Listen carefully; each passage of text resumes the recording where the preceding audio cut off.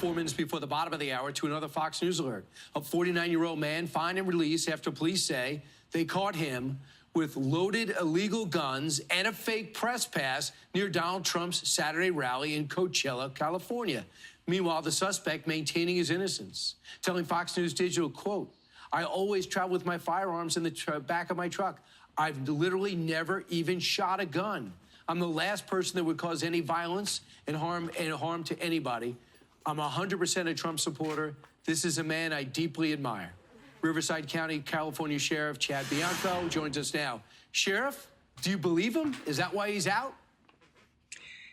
I mean, no, that's not why he is out. I certainly read his statements, and they're believable statements, but and I hope that was the case for his sake. But it doesn't change the fact that he brought the guns onto a Trump rally, and he was stopped before he got inside.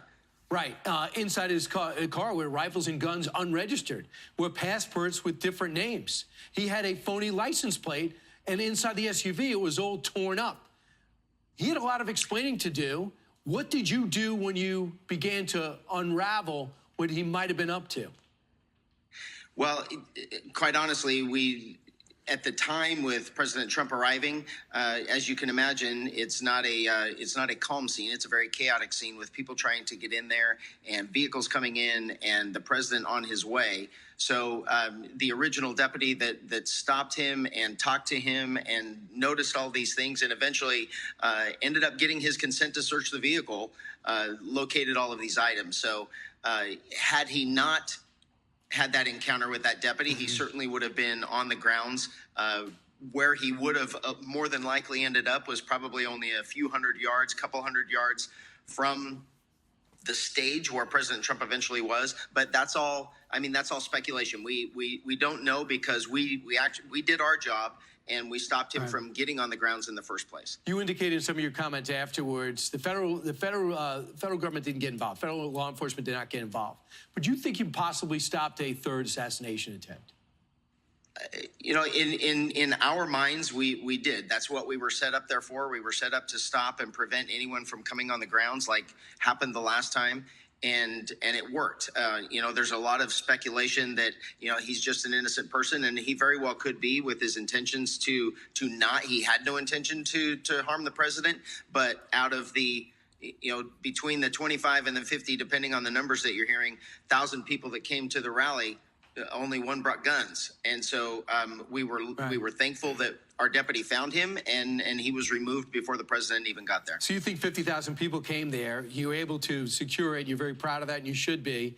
But when you get him in jail and you detain him, why is he out today? Because there's a very little, just this, what we're talking about now, I would think if I was doing that, I'd be still in jail. Well, in hindsight, I mean, it's probably for the rest of the country, it's hard to believe that when we arrest people, they don't stay in jail. But that's a fact of life here in California. And those crimes that we arrested him for were misdemeanors, and we do not hold misdemeanors in custody. So he was giving a citation to appear at a later date. And I've been told, I don't know the date, but I think it's after January. It's after the new year. So we've been dealing with bad law enforcement policy for decades in California, and unfortunately, the whole world sees it now. I mean, the frustration must be overwhelming because you're doing your job and you're not allowed to by the idiotic laws you're forced to live by. But let's look at this right now. Do we know anything about Vem Miller, his background? Does he have a history? He says he was a Hollywood guy who changed his beliefs because it was a homogenous community or something to that effect. What else do we know about him? Well, for us, we know very little. And I think a lot of the problem that we are seeing now is the social media world is just taking on a life of its own. And of course, this is big news, but a lot of people fill in blanks where there are blanks, and most of the time they're wrong or they add things. One of the things that led to this controversy is he had a license plate on his vehicle that was unregistered, which is strange. And then the license plate was indicative of people that adhere to a sovereign citizen is what we refer to them as. I think they refer to themselves as that belief in that the government rules and laws don't apply to them. And he had a license plate on his car that was this indicative being used by those people. So by saying that, and here it's a little bit of a detriment to law enforcement, to me, when we try and be as open as we possibly can, that's misconstrued later on. And so I never said that he was part of that group. I said it's indicative of that group of people that believe like that. But at the time, we knew nothing about him. That's up to the FBI to find out his background and what he was involved in, if anything.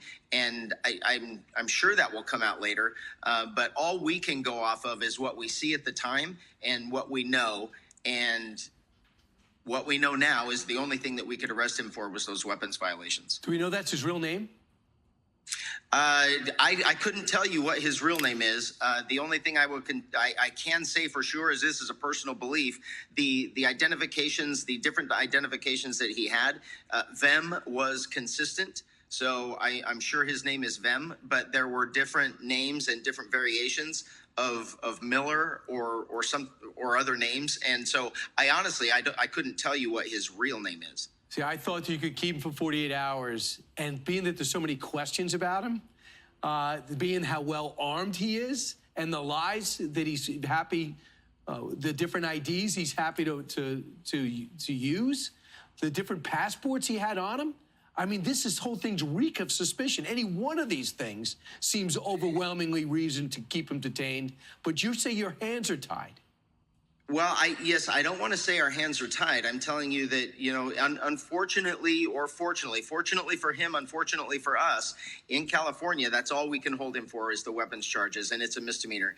And it is a sad fact that we can't hold misdemeanors in jail. They're released with citations. So I think he did go to jail. He was booked, but I believe he was only there for 4 to 6 hours and then cited and released. So the ultimate goal was to stop him from getting inside and then get him away from the event. So the event was safe. The attendees were safe. Our former president was safe.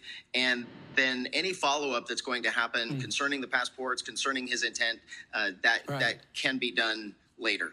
Yeah, he's safe because you did your job. That's it. Sheriff. We hope so. I'm certainly proud of the deputies, what they did, and catching this and before he got those guns inside was good. All right, Sheriff Bianco, thanks so much. Appreciate it. We'll look to see who Vem Miller really is. Thank you.